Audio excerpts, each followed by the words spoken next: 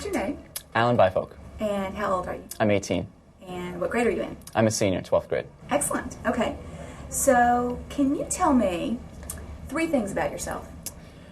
3 things about myself. I guess I really cherish friends, one thing. I'm kind of a jokester, second thing. And the third thing, I guess, is going along with the jokester thing a little bit, is I can tell when it's time to be serious and really get down to work, so I can really differentiate my time that way. That's great. That's really great. Tell me a little bit about your peers, about your peer group, and what kind of influence you feel like your friends have in your life. Let's see. Well, I have some very close friends. I have 4 or 5 within my school that are very close. I would tell them anything, and vice versa. I also have a friend outside of school from my last school.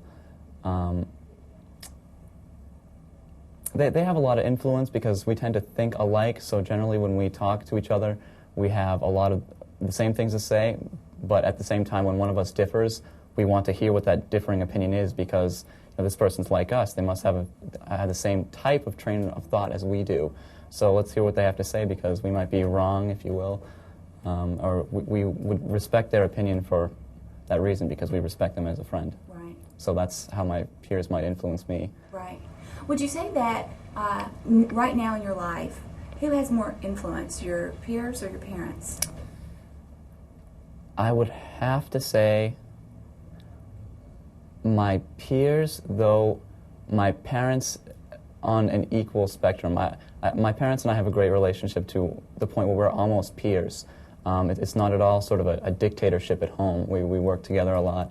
I do some chores, they help me out, they help me pay car insurance and things like that. So it's a working relationship. Right, right. Do you... Yeah. Show part of the shirt. Okay. Do we need to go back on anything? Okay. So, do you feel like your parents and your peers influence you in different domains? Let's see. Yes and no. My mother sort of is very open with me, and likewise me with her. So she sort of has the same influence as my peers might have on me because it's more of that sort of peer-to-peer relationship. But my father has more of a professional relationship with me. Sort of if I do something that I need to be punished for, or I do something bad in school and my parents have to be called, then he would sort of be the not the stern one, but he would be the more serious one. This is an issue. This has a problem. Whereas my mom might say, "Oh, I did that in college," or "I did that in high school," and everyone does that. Right. Have they ever had to come to school? They haven't, no. Oh, yeah, good. Okay. Let's see. Tell me about conformity in your school. Do you feel pressure to conform in any way? Do I feel pressure? Well, I entered the school in 10th grade, which is unconventional because usually people enter 9th grade in high school. But my last school entered after 9th grade and ended there, so I came in 10th grade. And so I felt sort of like I was out of the loop for at least the first little while. And as welcoming as the students were, I still found myself self-conscious and saying, wow, they're all doing this. Should I do this to be a little bit more accepted? Because, naturally when you're new in an environment, you try to not to ostracize yourself, certainly. It's bad enough if somebody says something about you and you feel ostracized by them. But likewise, you don't want to have that effect on yourself. Right. What kinds of things were they doing that you felt like you would need to do as well? Do you remember? To be quite frank, it was sort of a touchy-feeliness that was going around the school. It was sort of not at all out of bounds, I would say, but it was just people would be hugging each other, maybe even giving each other a kiss, just they were very good friends, nothing more, as a matter of fact. Males and males? Males and females, sorry. Okay. Yeah, but so I mean, obviously it was sort of sexually related, but there would be sort of no other sexual relationship between these students. But at the same time, it was there a little bit, and I was sort of wondering, oh, well, I guess that's okay in this environment. Should I do that? I mean, I guess that's okay with me, but I had no reason not to. Right, right. But it was something new. Absolutely. Right. What about dating? Tell me about dating. What are the rules? The rules of dating? Well, I've debated that with myself a lot. One thing I try to do is I try to sort of be classically chivalrous and, pay for dinner and things like that. But I've been admonished for that even by someone I was dating before because, it's 21st century. Why don't you let me pay for some of the dinner too? It's different on a first date, but we've been going out for 3 months, so why don't you let me pay? Are you comfortable with that?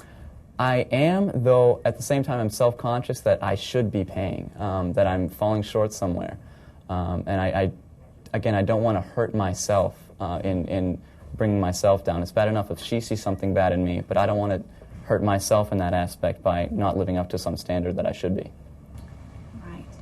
Okay, so back to the rules. You pay for dinner, you're chivalrous. Sure. Where do you go? Man, usually sort of out to dinner and to the movies, nothing special. Something I used to like to do with my girlfriend is even just rent a movie, watch it on the couch at home, and just enjoy each other's company. So you don't really, you can talk in private. You can have your arm around her and vice versa, and not be embarrassed because it's in public. So it was a little more intimate, I guess you could say, at home. Right. Let's see. How about let's talk about risk-taking behaviors like alcohol, drugs. Is that a part of your world? Personally? Yes. Yes and no. I do enjoy trying new things. The other day I tried sushi. I had a big thing against it because supposedly there's a potential risk in eating raw fish. But I said, hey, what the heck? So I gave it a try. Didn't like it too much, but I had another. Why not? And I suppose you could, of course, apply that to drugs or drinking. I personally haven't, but under the right circumstances, I think I would. If we're in a not-so-dangerous situation, if I'm around with some of my very best friends, if there's a designated driver, certainly if there's somebody who's not drinking so that if something goes wrong, they can take control of the situation, then I might try drinking and even drugs. But at the same time, there are bounds that you don't cross. I would never try heroin or cocaine because those more or less just do harm to you. Whereas the same goes for cigarettes. I've known that. I've had family members who've died from cigarette exposure, but I tried it, and not because, hey, I might like it, but I wanted to have the experience of trying it. Do you think that drugs and alcohol are an issue with other people who are your age? I think so. I notice a lot of my peers they might have troubled situations in one way or another, whether it's with their parents or boyfriend, girlfriend, life in general, and some of them do sort of idealize their fun time as getting drunk or high, and that certainly has its risks, but I think it definitely is prominent, I guess you could say, in a dangerous way. Okay. What about AIDS? Do you think that AIDS has changed the behavior of teenagers? Most teenagers, I don't think so. I think the masses, so to speak, are still far too ignorant about the dangers of AIDS especially, but other STDs as well. I know that I wasn't really concerned about it. Of course, I knew about it and I knew you could get it, etc., but I wasn't really concerned about it until I saw a video on TV about what happens to your body when you get AIDS, what you have to live with, the fact that a cold can kill you, what some people's lives were like when they gave testimonials of people who had AIDS, and it was horrendous. And sort of only after I had that experience was I able to say that, wow, that's definitely not for me. I really need to avoid this. And the same for cigarettes. I mean, I tried it. I said, this is terrible. But I certainly have to take some risks to see what I do and don't like. Right. Let's see. What about crowds in your school? Do you have certain crowds, like, the freaks and the jocks, or the... I think so, sure. My school's actually more academically oriented, so the jocks aren't per se present in the school. Do you still call them jocks? No. I mean, we sort of say, hey, we don't have any jocks here. There are kids who play sports, but not as prevalent as in other schools. You won't see kids wearing their varsity jackets around the halls. But there are kids who are incredibly gifted with computer science, and they'll always be in the computer lab fooling around with something on the internet. What are they called? Computer nerds, computer geeks, sure. Okay. They definitely have a name for them. But yeah, there are those type of people, and they hang out together in one crowd. And usually I won't associate, or I should say my crowd that I usually associate with wouldn't associate with their crowd. So there's generally not much intermingling going on. What crowd are you in? Most of my friends are seniors. A lot of that reason is because we hang out most together, just literally because we have the same classes, so we're around each other more. But sort of people who have had similar experiences to me, or who can help me better my experiences or extend those. What about your future? Do you have plans for what you want to do after you finish high school? I have an idea. I definitely want to go to college, that's for sure. But in college, I know I want to slow down, so to speak. But at the same time I want to slow down, I want to be able to absorb more. For example, I think I want to go pre-med. I think I want to study pre-medicine and eventually become a doctor. But at the same time, I want to spend a semester abroad. I want to do a semester-long community service project in some foreign country. I want to go on those kind of foreign aid projects. I want to spend a semester here, spend a semester there, do this for a semester. I want to minor in law and major in something else. I want to get French. At the same time that I want to slow down and not rush myself, I want to be able to absorb much more so that I can, again, see what I like, see what I don't, and make better choices based on that. Good answer. Nice. Do you worry about the SATs at all? Yes and no. This attitude is the same as my grades. Although I'm certainly not, I've never been an A+ student, never been a straight A student. I'm not going to get a 1600 on the SATs. I didn't. I already taken them. But certainly they play a role in the admissions process. So you need to have decent SATs to get into any college. You're not going to get into a college with 400 combined SATs. But at the same time, SATs and grades are sort of part of that admissions game, if you will, sort of something you have to do, that isn't really a tribute to your character or anything like that, but it's some sort of societal standard that you need to tailor yourself to in order to get somewhere. And that's sort of the attitude I have towards them. But I know that SATs aren't what's going to get me into college, likewise grades. So I'm not worried about them in that sense. Okay. Now I'm going to read you a little story Okay. and then ask you a couple questions. All right. Okay. In Europe, a woman was dying from a special kind of cancer. In the same town where the woman and her husband Heinz lived, a druggist had discovered a possible cure. But the medicine cost much more than the woman or her husband could afford. So Heinz, the sick woman's husband, then borrowed all the money he could, but still had only half of what he needed. Heinz told the druggist that his wife was dying and asked him to sell the drug cheaper or to let him pay later. The druggist replied, "No, I discovered the drug and I'm going to make money from it." Heinz then became desperate and broke into the store to steal the drug for his wife. Should Heinz have stolen the drug? Absolutely. There are some things that I think that we can't understand yet. I think love is one of them. I think it's one of those things that you don't know until you experience it, certainly. I know my father used to say the same thing to me. He says, I would say to him, how do you know Mom was for you? And he said, oh, well, I didn't until I saw her. He said that he might have seen her any other day and might have written her off, or might have seen her with her crowd and wouldn't have gone up to her like he did when she was alone in the corner doing work. But he saw her, and there was an instant connection. And I've experienced at least degrees of that, certainly. So I can attest to that. So I think that's one of the things that we can't really understand yet. And to punish someone because of going above and beyond out of love for somebody, I think goes over the bounds of our understanding. So if you had to say, was Heinz right or wrong to steal the drug? Oh, man. I'd have to say he was right. I mean, he certainly couldn't live with himself if he hadn't. I mean, he would not stop himself saying, oh, you know what, I'll spend the rest of my life in jail. I better not. There was someone he cared about so much, and he put his own reputation and even life on the line to do so.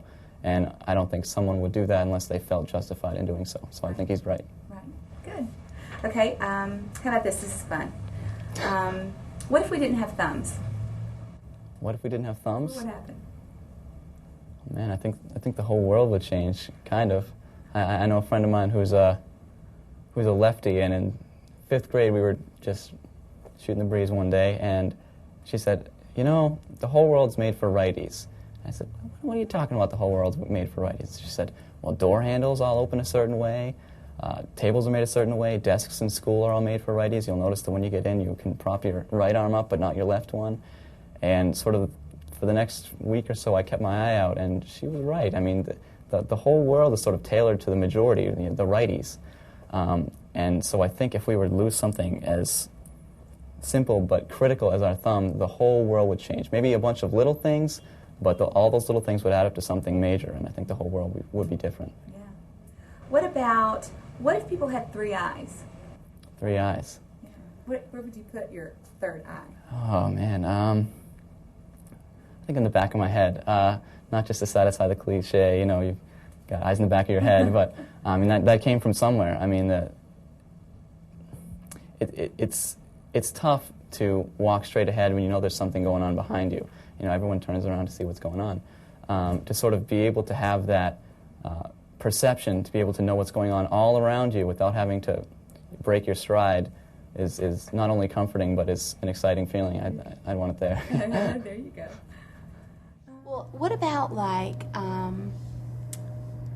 drugs and alcohol and other, you know, things that are pretty rampant in teenage culture? Is that a problem for you guys, or does it exist? I think it exists. Oh, it exists a lot, obviously. I just don't think people, like, we're not the type of, like, I don't know. I guess, like Joel said, if it's not within, like, your group of people that you kind of associate yourself with, I don't think you'll find that just, like, randomly. Like, we don't have, like, we don't. People don't, like, pressure other people to do it unless, you know? Exactly. Like, you don't walk away from you if you don't drink or smoke with them. If you don't want to do it, that's on you. Yeah. No one's going to force, no one's going to, like, say, okay, I'm not your friend anymore if you don't drink this or whatever. If you do it, you do it. If you don't, you don't. Mm-hmm. And so you said that it kind of depends on your group or whatever. Do you, is there a group of people who are like the party people or the people who use drugs and alcohol a lot? Or there's definitely the certain people that you'd see at parties. Right. But it's not a group. But it's like different. It's usually people that don't hang out with each other anyway all the time. Like, right. It'll be like a few people from different groups of friends that are the ones that would want to go, like, hang out and party or whatever. Depending on whose, like, party it is. It's really pretty random. Yeah. Like, yeah. Some people just, like, would show up at a party that they probably don't know a lot of people at, like, randomly, or it'll be, like, vice versa. But, like, it's not so much like we have, like, big group, like, big, huge parties that, like, the whole school goes to, only because it's so big. Yeah, that's the thing. You can't have, like... Yeah. The thing is, a lot of people, when they have parties, like, you don't want to tell everybody because the school is so huge that you know you'll have, like, 1 million people coming to your house. Right. So, you know, people keep it D, and then it becomes just that's just the friends, and, like, you know, you don't really worry about what other people are doing. Right. So tell me about the parties. Like, is that your primary way that you get together to socialize with friends, or? Yeah, I'd say so. Yeah. Like what? Tell me. Like, I think it's more used as a thing to socialize with people that you don't necessarily socialize with. That's true, actually. You don't see... It's with people that you don't see all the time. I mean, the people you see all the time, you automatically associate yourself with. But, like, at parties, you'll, like, see people, like, you haven't seen in a while, or people you usually don't see at parties sometimes, or people that you don't interact with as much. And the parties are at people's houses? Usually. Or sometimes outside. there's, like, teen center parties, or... Yeah. Or like, in Fresh Pond. In what?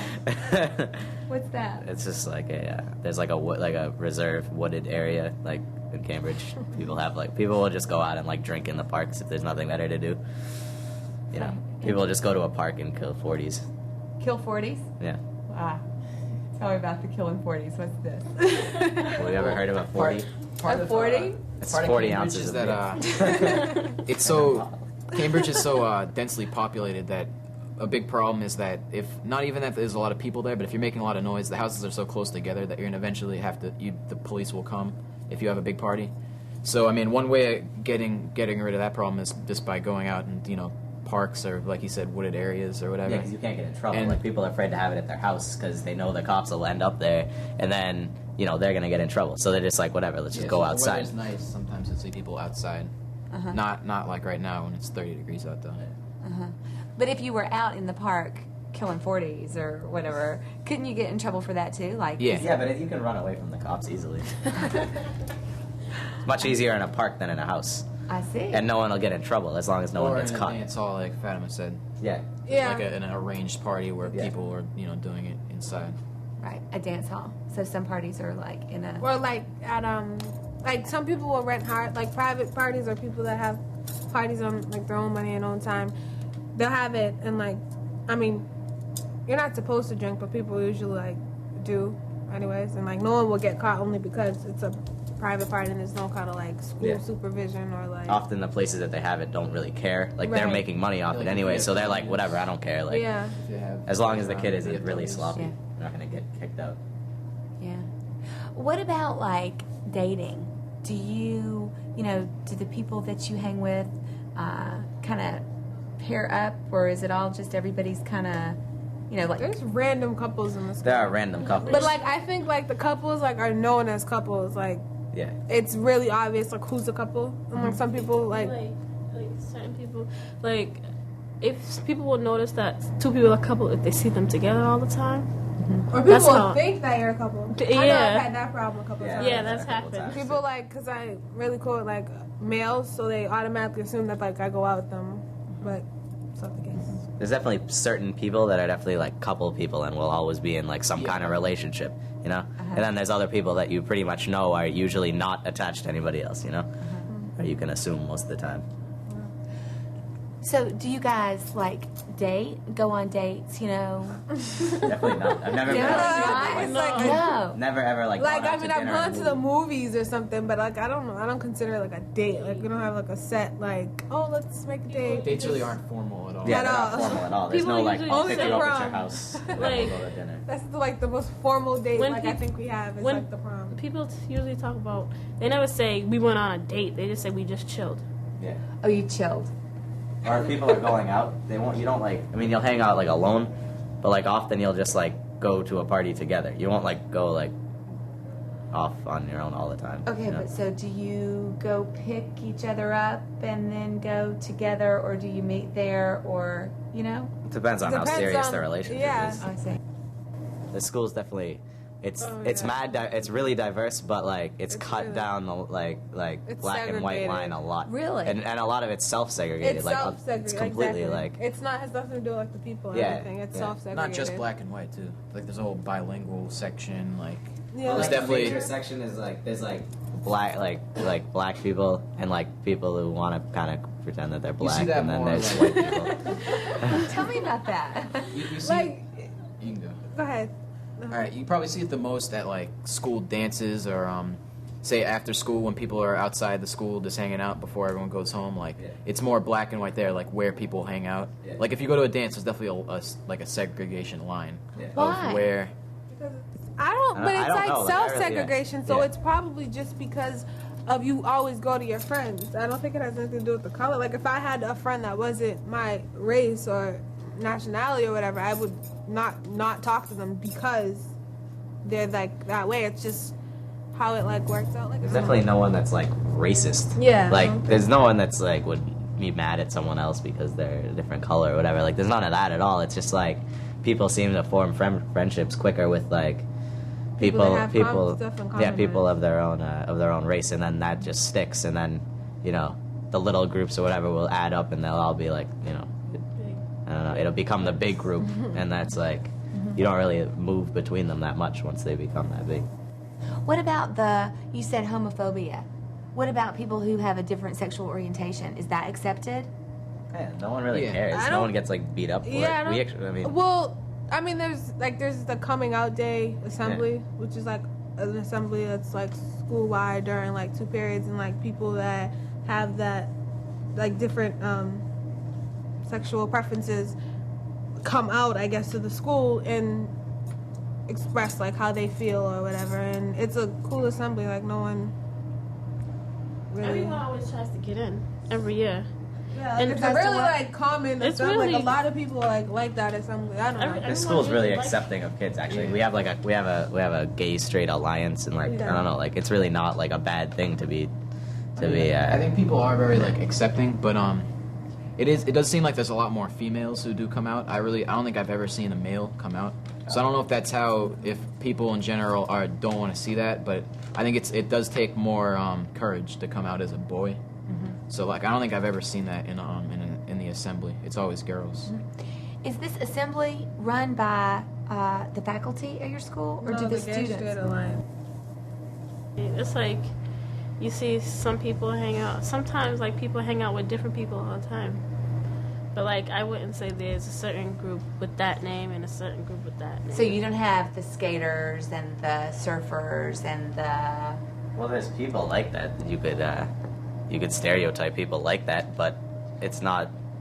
You don't have to like. There's not like set you can't look bounds. at them and like say, oh, those are the jocks, those are the skaters. Because everybody kind of hangs with everybody. Yeah. That's really cool. Yeah. That's really. There's like great. a lot of little groups, kind of, since it's such a big high school. Mm-hmm. Yeah. There's not like one group of jocks and one group of nerds. It's kind of like everyone can kind of fit in between more than like there's a lot less school pride at a bigger school like this in a public school. But if you go out, in the suburbs, you see a lot more school pride, like fighting for your football team and all that kind of stuff. Mm-hmm. So there's a lot less of that here. So what about conformity? Like, do you feel like there's pressure to conform to certain? I think the school's pretty good about that, actually. I've never felt like it. Really? I've never been like ridiculed because I like wear grimy clothes or anything. It's never been bad. Fatima, what about you? I don't know. I think I just most likely like the people that I hang out with are people that I've known since elementary school because Cambridge isn't really that big. So like the groups that I've formed are like friends that I've had since I was like little. Mm-hmm. That's just what made them. So no, like peer pressure to do anything that you wouldn't want to do, or I think that exists. I don't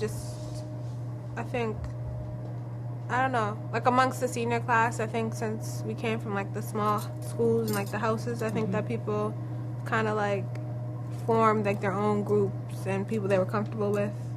So I don't think that there's much pressure like from just the school as one, as a whole.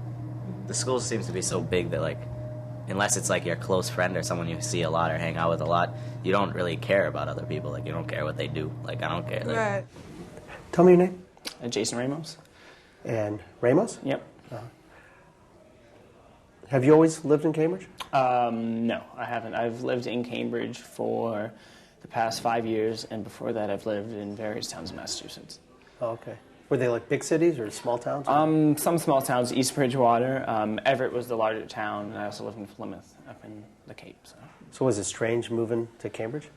Not really so much. My father had always lived here, so I was with my mother, so I just moved in with my father 5 years ago. So other than that, no, it wasn't that big of a change because I'd been there on the weekends, and so it wasn't that big of a change. What about the first time when you moved here, about the other students? Not students, but just the people that you know. Was it strange getting to know them? Not at all. It was quite easy. It was just like, people, it was easy. People my age, I'd known some of them because they were some of the neighborhood kids. So once I had gone to the neighborhood elementary school, it was a really easy transition because I knew most of them anyway. Yeah. And now, Cambridge Regional Latin, it's a big school. Oh, yeah. Are there students or types of people here that are more popular than others? I would say no. Popularity is subjective to what group you kind of fall in, what kind of friends you hang around with. Just it's very different to the kind of people you hang around with. It just varies. What are the groups? As far as groups, usually is non-segregated as it can be. It usually is. That's even in the classrooms. The white kids sit on one side, the black kids and Spanish kids sit on like another side. It just kind of mixes up. And usually when you're a minority student, you usually have more minority friends. It's not that you don't hang out with any and you don't have any, white or other friends from a different race. It kind of just falls with that between, in the classroom, all that kind of stuff. What are your friends like? A various mix. I know a lot of people that are in, so I mean, it's different. Some people, it depends on day. Like, I run track, so most of my friends, run with me, so that's, my main group of friends. But since I know a lot of people, I know a lot of, different people, so I just hang around with a lot of different people. It's cool. You get a lot of different diversity. Okay. Is there any kind of like slang or language that anybody uses? Yeah. A lot of stuff gets used. I mean, even some profanity and all that kind of stuff usually you hear throughout your day. What are words that you use that would be slang or language? I don't think I use that much slang. I really don't think I'd use that much at all. And the people that you hang out with, are they mostly guys or girls? I'd say probably half and half. Half and half, depending on what I'm doing. Like probably on like a Friday night, it's a mixed group. If it's just like, going out maybe go to like a basketball game or something, it's going to be more guys than girls. But, if it's like going out, going to a party, it's going to be like a real mixed. And do you act the same when you're with girls versus hanging out with the guys? Absolutely. I'm the same person around. What's that? I'm the same person with my guy friends and my girlfriend. So if I were to ask you, are there certain ways that guys are supposed to act versus girls? Not really. I think it just kind of ends up like that. Yeah, you have your stereotypes, and a girl's supposed to act like this, and a guy's supposed to act like that. But there's so many different people, so a lot of my friends don't kind of, you can't really stereotype them because they're so different. Each individual is so different from the next. But you said there were certain types of stereotypes. Let's just assume for a second it's not just your friends. Right. What are the stereotypes? You're a little prissy white girl dressed in Abercrombie and all that kind of stuff. And then you can, have, your different, you could have an African-American girl, she'd be dressed in, baby fat, all that kind of stuff. So, it's just different. When you meet someone, you automatically stereotype them like that. It just happens. What do the runners wear? I don't know. We're pretty simple. None of us really kind of go all out every day. I'm t-shirt, jeans, sneakers, nothing fancy. But there's definitely stuff you wouldn't wear. I'd say so. Like what? Sometimes people walk around in these bright colored velour suits and these just crazy colors, and I just wouldn't wear some of that stuff. Are there issues around just gender or sexual orientation? Around gender, I would say no, but there are people in our school who are lesbian, bisexual, and gay. Usually, they kind of tend to their own group. They hang out with each other. They have the Project Tennis Club, and usually they hang around with each other. And it's not a big deal to me if someone's has a different sexual orientation. That's their thing, and I don't really base my friends on what they like sexually. So you say they hang around with each other. Do you think they're more uncomfortable with other people? I'd say so, just because when you're around other people that know what it's like with your situation, it's a lot more comforting because you can talk to them and they understand. So that's the way. Because a lot of people we talk to in the high school say, "Oh, there aren't groups." But there very much are, I'd say. Maybe I notice it and others tend not to notice it, and you don't think there are groups, but because you don't consciously think of it like that, because it can break up in a classroom. But once you go outside, you can look around the classroom, look at lunch, and you will see it. It is automatic. It happens. You don't purposely do it like white people this side, Spanish people this side, black people this side, and you break it up. It just happens. No one does it by choice. It's just on who you usually grow up with and who you're most comfortable around. Tell me about the other groups. You talked about gender. Are there the freaks or jocks or? I'd say the freaks usually have their own. I wouldn't call them freaks. I call them the alternative. Blue hair, green hair. That kind of that kind of group. But usually they more hang out with the bisexual, gay group. They're more one kind of group because I feel, and maybe they feel outcasted from our school because they're so different. Most of them kind of heading towards themselves, I'd say. They like eat lunch in like the bushes. And Are there, this is a real open question, are there like losers and winners? Depending on who you talk to, I mean, I could definitely, point out, oh, that person's a loser. That person's pretty cool. They have, their head on their shoulders, but, that person, that's a loser. I mean, yeah, of course you have those people. Of course. Tell me about pressure, whether it's... What makes a person a loser? Oh, I'm sorry. Good question. What makes a person a loser? It depends, because usually you can judge it on, they don't do anything after school, they just kind of tend to themselves, oh, they're a loser, or, sometimes in a classroom they sit by themselves, they don't talk. So you just see them as, not a very social person, so like, oh, that person's a loser, but usually they can be a cool person, you just actually don't know who they are. What makes someone a winner? I don't know, a winner is kind of... It's kind of weird because you really don't, call someone a winner. You just, oh, they're normal. They're not a loser. They're more normal. No one's really a winner. I mean, you're more like loser, normal than really a winner. What's normal?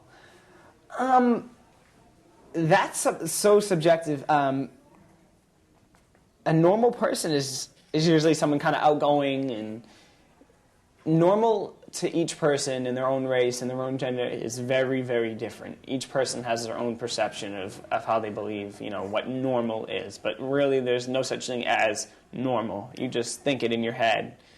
That's normal to me. Whereas someone with blue hair and, black, nails painted, that could be normal to them. And, I could be the freak, and I could be different to them. So. What about parents? What about parents? How do people get along with parents, your friends? Most people's parents usually, I don't know, it depends. Like, I'd say for my thing, I'm very, very independent. Like, usually, like, I go home and I don't even need to be talked to, by parents. Of course, hi, where's dinner? And, I'm in my room doing homework, whatever, watch TV, go to sleep, wake up in the morning. But some people's parents, some parents are overprotective. Some parents are really laid back and kind of loose. But each person's parent or parents are very, very different from the next. I have never really met someone's parents that are exactly the same. Or it's so weird sometimes, just like individuals. Do you have friends whose parents really put a lot of pressure on them? Get the right grades. Absolutely. Give me an example. A friend of mine, Danica, her parents put, you have to have, this going, you have to have, your grades, you have to have athletics, you have to be, well-rounded. And sometimes that puts a lot of pressure on someone. And sometimes it can, have the reverse effect. Instead of, them really succeeding, it can really kind of drown them out, and they don't want to do anything. They just kind of get lazy, screw this, screw my parents, I'm not doing any of this. So parents haven't changed since I was growing up? I wouldn't say so. Each parent wants, their, child or children to succeed and, have better than what they had. That's every parent's, dream. And every high school student doesn't want to do what their parents tell? Not really. Certain things you kind of find annoying, like, hey, I want to stay out till 3 in the morning, partying it up. But your parents are like, no, we'll be home at 11:30. And you're like, why? And you know why. You just want your freedom. And sometimes they just cut it down. Mickey? Mm-hmm. Questions? I'm thinking. Okay. What about dating? Dating. I don't know. It's weird. There's certain pressures with dating, like, for me, if I went out with a girl, some people would be like, oh, have you had sex with her? Have you had this? Have you guys done this and that? And usually, during the summer, I have a girlfriend of mine that I hang around with a lot. And the rumor was, us two were having sex all summer. And I was like, what are you talking about? That's none of your business. And even if we were, what is it to you? So, do you feel pressure from other folks, though, to tell them these stories? No, absolutely not. If I have sex with someone, usually I'll tell one of my guy friends, oh, I had sex with that girl. It's not a big deal to me to tell someone, but to others it can be. Is it important for you to tell somebody? I don't know. For me, I have to tell someone. Like I can't just hold it in and keep my mouth shut. I have to tell someone. Someone that usually can, keep their mouth shut. They can tell someone else, but they know the guidelines. Let's not get it back to like other people that where it just becomes some big escalated problem and then it blows out of proportion. How do you think the girl might feel? That particular girl probably wouldn't care because she's very free with her sexuality and she really doesn't care. But I'd say most girls would be like, stereotyped as like a slut or a whore just because, you had sex with someone, whereas, I would be the man. Oh, you had sex with her, oh, you're the man, oh, what a slut, So it's more bad for her than bad for me. It's almost a positive for me. So sex is something you do. Drinking or drugging? Drinking on an average weekend, I'd say most of me and my friends go out and we could tend to get hammered sometimes, and that's absolutely true. I mean, I wouldn't even lie about it. I mean, all of us have had nights where we were pretty bad, and we help each other out. As bad as it sounds, we're pretty safe. I mean, we know most of us know our limits, and if sometimes we might bypass our limit, someone's always there to help us out, and we all take care of each other. Do you ever worry? Oh yeah, drinking and driving and safe sex, not all at the same time. Let me touch drinking. Drinking and driving. I have to say I've done it before, and it's not always a situation where you absolutely don't have to do it. Sometimes you have to get home or your ass is in big trouble. Or it's like not like hammered where you can't even stand up straight. You've had about 3 or 4 beers or 2 mixed drinks or something, and you need to drive. And you might feel a little tipsy, but you have to drive home because the reverse effect is far worse than what might happen to you on the road, because generally you might not get into an accident, but it definitely is a big risk, and it's something that parents worry about, but teenagers tend not to worry about it because it's not real in their mind until something will actually happen and one of their friends really gets hurt. Let's see. I want to ask about safe sex. Well, safe sex is an issue. It's the same thing. It's you don't think you're going to get an STD or you could potentially get AIDS until it actually happens. You don't think STD or AIDS are in your community until you find someone that's your best friend that gets one of these things. But as far we've been brought up in such a liberal public school that where people like if you it's normal to have sex. It happens, but if you do, use a condom to protect yourself, not only yourself, but also your partner. Do you? Yeah, absolutely. Absolutely. Do you ever worry? You're having a great time now. It's high school. Right. You're living it up. Absolutely. Do you ever worry 5, 10 years from now, you're just going to have to get normal, get a job, do what's right? Sometimes, yeah. You have that, where parents are like, someday you're going to have to grow up and you're going to have to put all this partying behind.